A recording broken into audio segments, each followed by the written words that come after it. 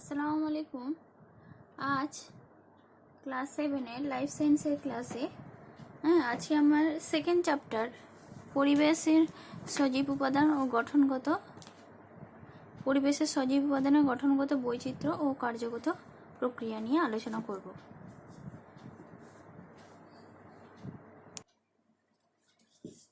দেখো, তোমাদের একজন কোশ্চেন করেছিল, যে বলছিল কি ম্যাম বীজপত্রটা একটু ঠিক মতো বুঝতে পারছি না। বীজের বীজপত্র বলতে যে অন্তর্বীজে অর্থাৎ বীজত্বকের ভিতরে যদি হালকা চাপ দেওয়া হয় তাহলে একটা স্থূল শাঁসালো খণ্ডে বিভক্ত হয়ে যায়। স্থূল শাঁসালো অংশ যেটা খণ্ডে বিভক্ত হয়ে যায়, আবার নাও হতে পারে, সেই স্থূল শাঁসালো অংশটাকে বলা হয় কি বীজপত্র। ঠিক আছে, দুটো বীজপত্র, কোনো বীজের দুটো বীজপত্র থাকে তখন তাকে বলা হয় কি দ্বিবীজপত্রী, আর কোনো বীজের একটি বীজপত্র থাকে তখন তাকে বলা হয় কি একবীজপত্রী। যেমন ছোলার বাইরের ছালটা, যে ব্রাউন কালারের যে ছালটা, ঠিক আছে, ছালটা যখন তুলে দেওয়া হয় হালকা চাপ দিলে যে হলুদাভ কালারের যে অংশটা দেখতে পাওয়া যায়, শাঁসালো অংশ, সেটাকেই বলা হয় কি বীজপত্র।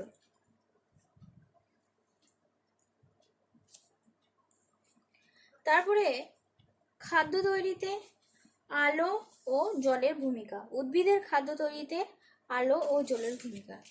তো খাদ্য তৈরিতে আলো ও জল খুব গুরুত্বপূর্ণ। খাদ্য তৈরির জন্য উদ্ভিদ তার খাদ্য তৈরি করে কিভাবে না, একটা পদ্ধতির মাধ্যমে সালোক সংশ্লেষ, অর্থাৎ সূর্যালোকের উপস্থিতিতে, আলোর উপস্থিতিতে খাদ্য তৈরি করে, তাকে বলা হয় কি সালোক সংশ্লেষ।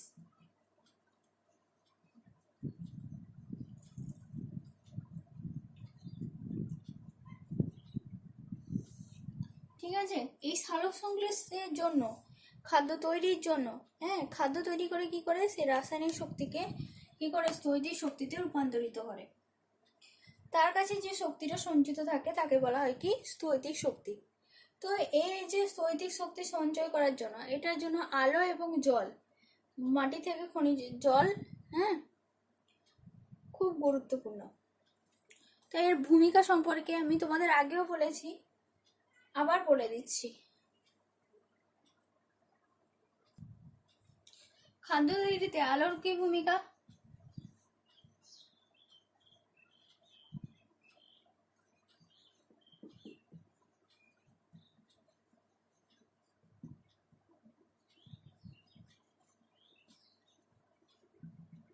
দেখো, খাদ্য তৈরিতে আলোর কি ভূমিকা এবং আলোর কি ভূমিকা রয়েছে। আলো বলতে এখানে সূর্যালোকের কথা বলা হয়েছে। ঠিক আছে, গাছ যে আলোর প্রভাবে খাদ্য তৈরি করে সেটা হচ্ছে কি সূর্যালোক থেকে আগত যে তাপ, যে রশ্মি, সেটা থেকে নেয়। এই সূর্যালোক থেকে জলজ উদ্ভিদরা সরাসরি নেয়, জলধর উদ্ভিদরা জলে দ্রবীভূত নেয়, যারা অর্ধ জল মানে হাফ জলে ভেসে আছে, হাফ জলের উপরে আছে, তারাও সরাসরি নেয়। কি করে এই আলো সবুজ পাতা, গাছের পাতা কি সবুজ, এই সবুজ পাতার মধ্যে আছে কি ক্লোরোফিল কণা। এই ক্লোরোফিল কণা কি করে, ক্লোরোফিল কণা এই সূর্যালোকের প্রভাবে, সূর্যালোকের যে ফোটন কণা, সূর্যালোকের যে আলোর যে ফোটন কণা, সেই ফোটন কণাটা কি করে সংগ্রহ করার পর কি হয়, ক্লোরোফিলটা খুব সক্রিয় হয়ে যায়, মানে কাজ করার জন্য উদ্বুদ্ধ হয়ে যায়। ঠিক আছে, সক্রিয় হয়, তাহলে ক্লোরোফিল সক্রিয় করতে সাহায্য করে। আর কি না, ক্লোরোফিল সক্রিয় হয়ে যাওয়ার ফলে কি হচ্ছে না, সক্রিয় ক্লোরোফিল যে জল, যে মাটি থেকে যে জল শোষণ করলো, সেই জলটা ভাঙতে সাহায্য করে।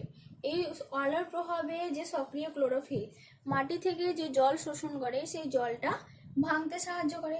2 নম্বর কি কাজ হবে না, এই ফোটন কণা যে সংগ্রহ করলো, ক্লোরোফিল দ্বারা শোষিত হলো। ঠিক আছে, যে ফোটন কণা অর্থাৎ সূর্যালোকের যে আলো ক্লোরোফিল শোষণ করার ফল জল ভাঙে, আরেকটা কি করে না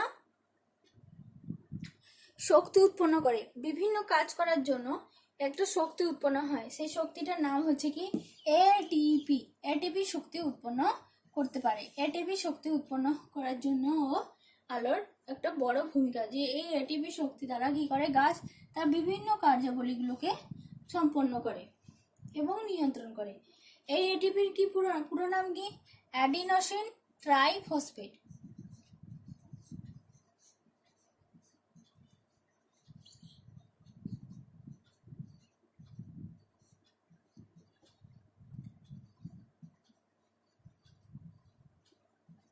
অ্যাডিনোসিন ট্রাইফসফেট, ঠিক আছে।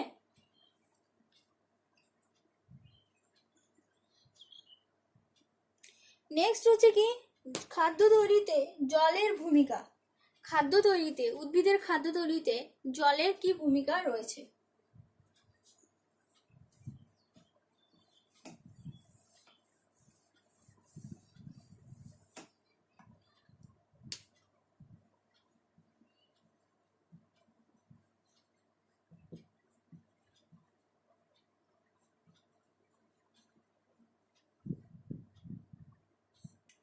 খাদ্য তৈরিতে জলের ভূমিকা যথেষ্ট কি গুরুত্বপূর্ণ, ঠিক আছে, যথেষ্ট গুরুত্ব রয়েছে জলেরও।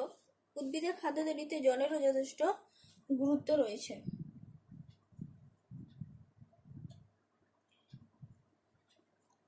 এই জল কি করে? জল কোথা থেকে পায়? উদ্ভিদরা, স্থলজ উদ্ভিদরা কোথা থেকে পায়? না, স্থলজ উদ্ভিদরা, উদ্ভিদের যে শেকড় মাটির নিচে থাকে, সে মাটির মধ্যে কি থাকে? মাটির কোণার ফাঁকে ফাঁকে থাকে কি জল, যেটাকে বলা হয় মাটির কোণার ফাঁকে যে জলটা থাকে তাকে বলা হয় কি কৌশিক জল, ঠিক আছে, কৌশিক জল। এই কৌশিক জল তারা গ্রহণ করে কিসে দিয়ে? মূলরমের সাহায্যে। মূলের যে ছোট ছোট সরু সরু চুলের মতো যে অংশ দেখতে পাওয়া যায়, তোমরা মূলের গঠনে সেটা পড়েছো, মূলরম, তারপরে হচ্ছে কি বর্ধনশীল অঞ্চল, তারপরে হচ্ছে মূলত্র অঞ্চল। এই মূলরমের সাহায্যে কি করে? না, এই কৌশিক জল, স্থলজ উদ্ভিদরা কৌশিক জল শোষণ করে, আর জলজ উদ্ভিদরা কি করে? না, বিভিন্ন যে জলে থাকে সেই জলে হয়। আর যদি কোনো উদ্ভিদের উপর থাকে তাহলে সেই উদ্ভিদের থেকে বায়ুমণ্ডল থেকে জলীয় বাষ্প শোষণ করে, ঠিক আছে। এগুলো হচ্ছে এইভাবে কি করে উদ্ভিদ তার জল শোষণ করে। এই জল কি কাজ করে? খাদ্য তৈরিতে জল কি কাজ করে?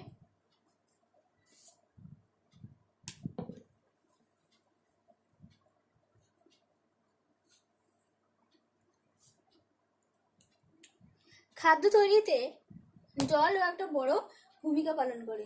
কি করে? না, জল সালোকসংশ্লেষ প্রক্রিয়ার সময় ক্লোরোফিল অণুকে কি করে? না,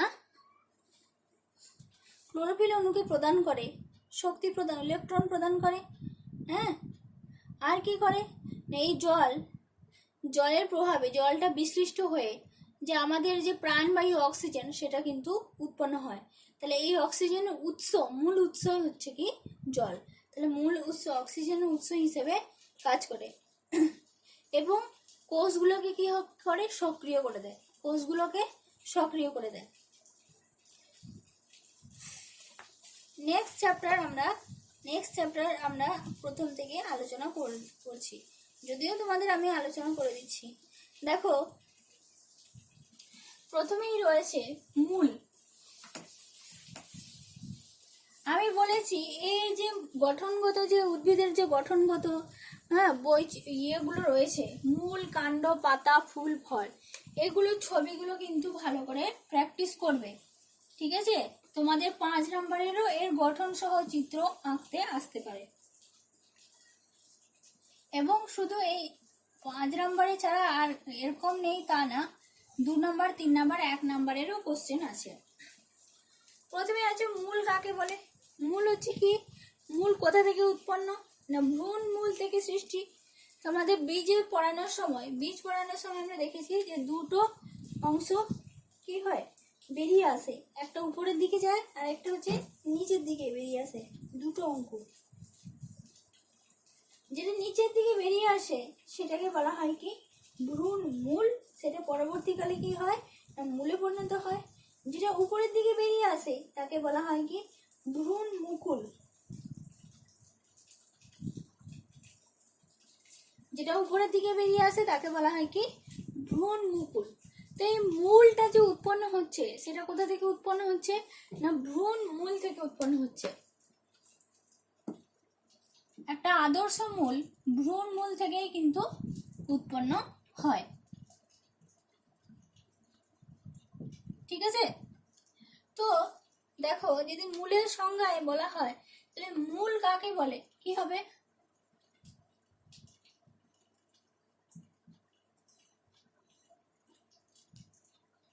মূল কাকে বলে না ভ্রূণ মূল থেকে সৃষ্টি, ভ্রূণ মূল থেকে সৃষ্টি উদ্ভিদের নিচের অংশ, যেখান থেকে উদ্ভিদের নিচের অংশ, উদ্ভিদের নিচের অংশকে বলা হয় কি মূল, যেটা কি হয় মাটির নিচে, উদ্ভিদের যে অংশটা মাটির নিচে থাকে এবং কি করে না উদ্ভিদের দৃঢ়তা প্রদান করে তাকে বলা হয় কি মূল।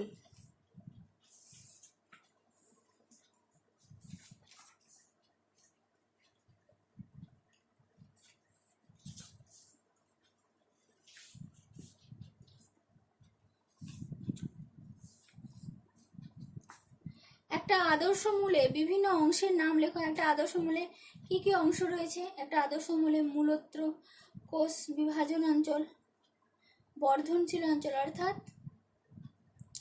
স্থায়ী অঞ্চল, মূলরম অঞ্চল, বর্ধনশীল অঞ্চল আর হচ্ছে কি মূলত্র।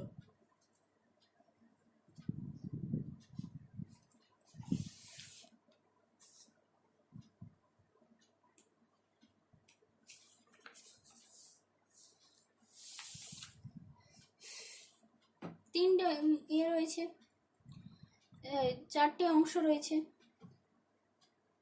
এই অংশগুলো সম্পর্কে আমরা জানবো। তার আগে আমরা জানবো যে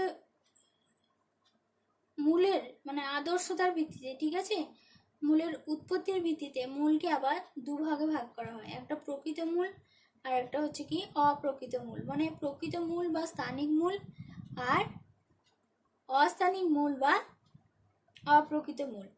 ঠিক আছে, স্থানিক মূলকে কি বলা হয় প্রধান মূল, আর অস্থানিক মূল হচ্ছে অপ্রকৃত মূল। স্থানিক মূলে কি থাকে? প্রধান মূল থাকে, শাখা মূল থাকে, প্রশাখা মূল থাকে। ঠিক আছে, এগুলো আদর্শ মূল। আর অস্থানিক মূল হচ্ছে কি ওই যে কাণ্ডজ মূল, কাণ্ড থেকে যে মূলটা বেরোয়, অনেক কাণ্ডে আমরা দেখি কি সরু সরু মূল বেরিয়েছে। তারপর হচ্ছে পত্রজ মূল, হ্যাঁ, গুচ্ছ মূল, এগুলো হচ্ছে কি না এগুলো কিন্তু ভ্রূণ মূল থেকে কিন্তু সবগুলো সৃষ্টি হয় না। তো এই ধরনের মূলকে বলা হয় কি এর কোনো যে আদর্শ গঠন, শাখা প্রশাখা প্রধান অংশ এগুলো কিন্তু কিছুই থাকে না। তো এই ধরনের মূলকে বলা হয় কি না অস্থানিক মূল। তারপরে হচ্ছে দেখো যে মূলের অংশগুলো আমরা একটু বলে দিই। স্থায়ী অঞ্চল, স্থায়ী অঞ্চল যেটা মূলরমের গোড়া পর্যন্ত বিস্তৃত থাকে। মূলরমের এই যে উপরের যে অংশটা, ঠিক আছে, যে উপরের যে অংশটা মূলরমের পর থেকে মূলরম অঞ্চলের পর থেকে উপর অংশ থেকে একদম গোড়া পর্যন্ত যে বিস্তৃত যে অঞ্চলটাকে বলা হয় কি স্থায়ী অঞ্চল বা পার্মানেন্ট রিজিয়ন। এর কাজ কি না শাখা প্রশাখা মূল উদ্ভিদকে মাটির সঙ্গে শক্তভাবে, স্থায়ী অঞ্চলের কাজ কি না শাখা প্রশাখা মূল মাটিকে শক্তভাবে আবদ্ধ করে রাখা এবং মূলরম দ্বারা শোষিত জল এবং লবণ সেটা কি করে না উপরের দিকে পরিবহন করা আর নতুন শাখা প্রশাখা সৃষ্টি করা, এই স্থায়ী অঞ্চলের প্রধান কাজ। নেক্সট আছে কি না মূলরম অঞ্চল, রুট হিয়ার রিজিয়ন। মূলরম অঞ্চল দেখো মূলরম অঞ্চল কাকে বলে না বর্ধিষ্ণু অঞ্চল, যেটা বেড়ে যাচ্ছে সেই অঞ্চলের উপরে যে সরু সরু সুতোর মতো যে রোমের মতো যে অংশ আমরা দেখতে পাই তাকে বলা হয় কি মূলরম অঞ্চল। ঠিক আছে, এর কাজ কি না মূলকে শক্তভাবে আঁকড়ে ধরে রাখা আর কি মাটি থেকে রস শোষণ করা এবং সদ্য অঙ্কুরিত বীজকে মাটিতে সংলগ্ন রাখতে সাহায্য করে। তারপর হচ্ছে কি না বর্ধনশীল অঞ্চল, ইলংগেশন রিজিয়ন বলা হয়। বর্ধনশীল অঞ্চল না কোষ বিভাজন অঞ্চল, মানে যেখানে মূলের যে অংশটা বর্ধিত হচ্ছে সেই অঞ্চলটাকে বলা হয় কি মূল বর্ধনশীল অঞ্চল। এর কাজ কি হবে না মূলের বৃদ্ধি ঘটানো। মূলের বৃদ্ধি ঘটানো, যেখানে ভাজক কলা অবস্থান করছে, খুব তাড়াতাড়ি মূল বৃদ্ধি পাচ্ছে, মাটির দিকে নিচে নেমে যাচ্ছে, তাকে বলা হচ্ছে কি না বর্ধনশীল অঞ্চল। তারপরে হচ্ছে কি না মূলত্র অঞ্চল। মূলত্র অঞ্চল কাকে বলে না মূলের যে শীর্ষে, মূলের একদম নিচের দিকে যে টুপির মতো ঢাকা অংশ থাকে, ঠিক আছে, সেই টুপির মতো ঢাকা অংশটাকে বলা হয় কি মূলত্র অঞ্চল। এরকম মূল একদম নিচের দিকে চলে যায়, হ্যাঁ, তো এইখানে টুপির মতো একটা অংশ থাকে, যাতে মাটির ঘর্ষণে ওটা ছিঁড়ে না যায়, এবং এটা একটু কি রসালো মতো থাকে। এই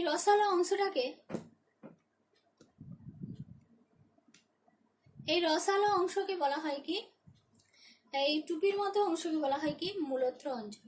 এর কাজ কি না নরম ডগা, ওখানে রস থাকার জন্য কি হয় মাটিতে ঘষা লেগে থাকে, বাঁচায়, এবং মূলত্রতে এক ধরনের কি আঠালো পদার্থ থাকে, যাতে সহজে মাটির ভিতরে প্রবেশ করতে, গভীরে আরো প্রবেশ করতে পারে।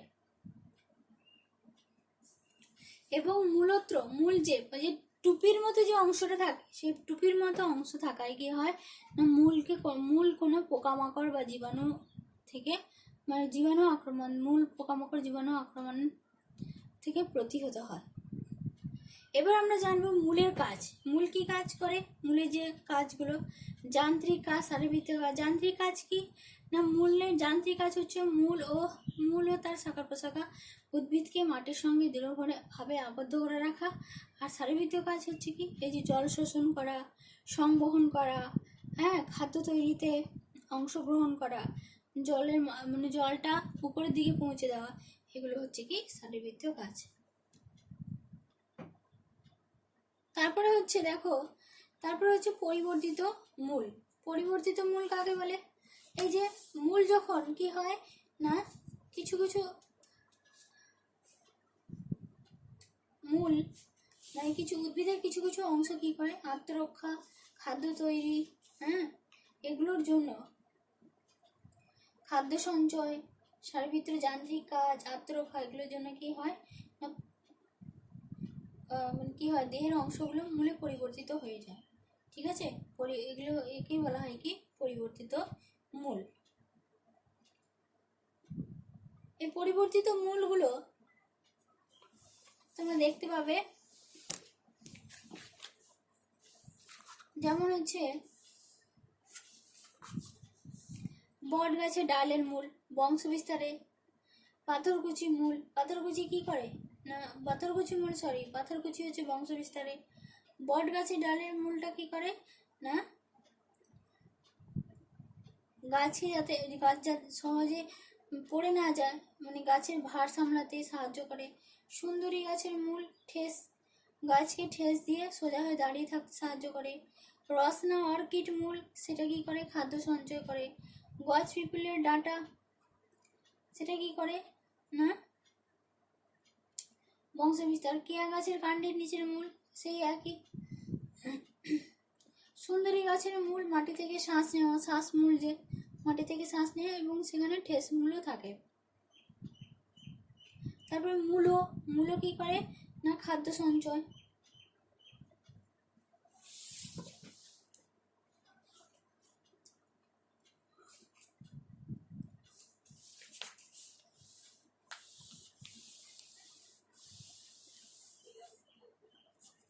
নেক্সট আছে কাণ্ড।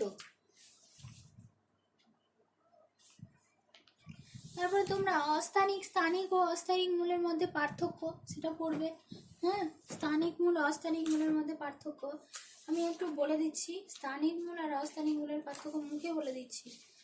ভ্রূণমূল থেকে স্থানিক মূল সৃষ্টি, আর কি না অস্থানিক মূল হচ্ছে ভ্রূণমূল ছাড়া অন্য কোনো অঙ্গ থেকে সৃষ্টি হয়।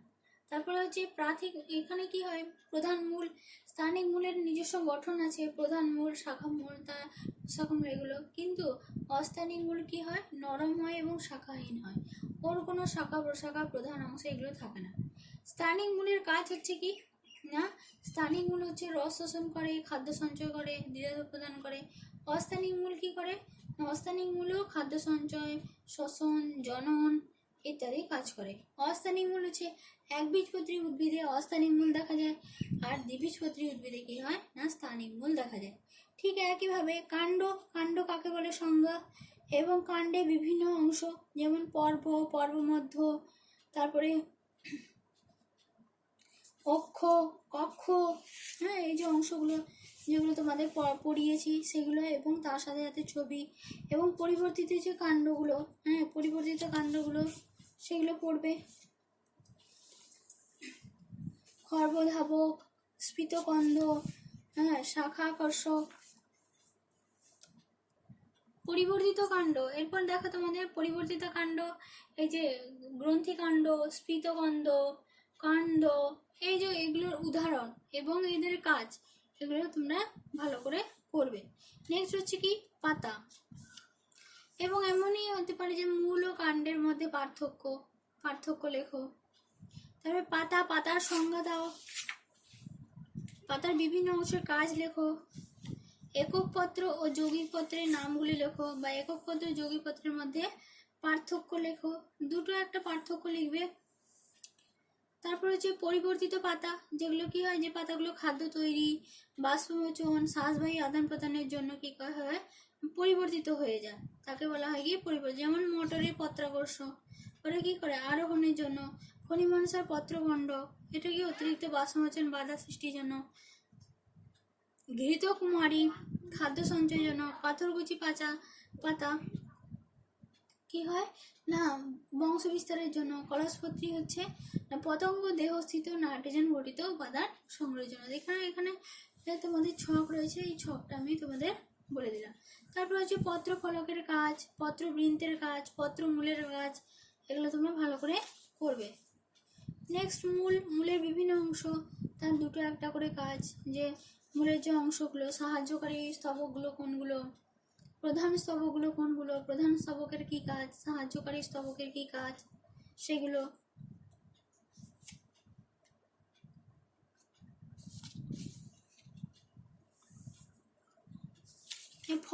ফলের চিত্র, ফলের কটি অংশ, ফলের তিনটি মানে দুটি অংশ, ফল তো তিনটি অংশ, ফল তো এবং কি তার মানে অন্তঃস্থক মানে মধ্যতক, আর হচ্ছে অন্তঃস্থক। একটা আদর্শ ফলে তিনটি অংশ। ফলত্বক হচ্ছে বাইরে যে আবরণটা, সেটাকে ফলত্বক বলা হয়,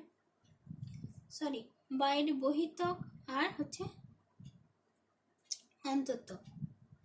বহিত্বক মানে ফলত্বক আর বীজ গঠনে একটা আদর্শ ফলের হচ্ছে ফলত্বক আর বীজ। ফলত্বককে তিন ভাগে ভাগ করা হয়। বহিত্বক, যে বাইরে চামড়া হ্যাঁ অংশ যে থাকে সেটাকে বলা হয় কি ফলত্বক। মধ্যত্বক, যেটা শাঁসালো অংশ, যেটা খাওয়া হয়, তাকে মধ্যত্বক। অন্তত্বক হচ্ছে যেটাকে আঁটি বলা হয়। ঠিক আছে। এই ফলের আবার যেগুলো রসালো ফল, রসযুক্ত, তাকে সরস ফল বলে। যেগুলো রসবিহীন তাকে নিরস ফল বলে।